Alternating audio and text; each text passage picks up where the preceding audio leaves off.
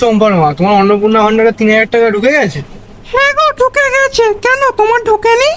কি ব্যাপার, আমারটা ঢুকলো না কেন? আমি আর তুমি একসাথে করলাম, আমারটা ঢুকলো না, তোমারটা ঢুকে গেল, এরকম কেন? কি জানি বাপু, আমার তো ঢুকে গেল।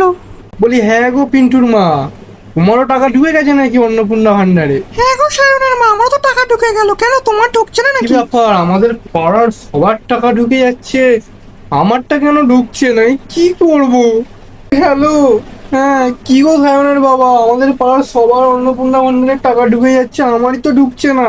একটু দেখো না, তোমাদের চেনাশোনা আছে ক্লাবের, কি একটু গিয়ে দেখো যদি কিছু করে কিছু করা যায়।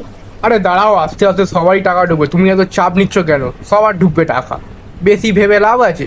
আরে না, সবার ঢুকছে, আমারই ঢুকছে না, আমরা সবাই একসাথে করলাম। ঠিক ঢুকবে, আরে ঠিক ঢুকবে, অত চিন্তা করো না, ঠিক ঢুকে যাবে। কত চিন্তা, টাকাটা নিয়ে কত টেনশন, তুমি বুঝবে না, আরাম বললে হয় না।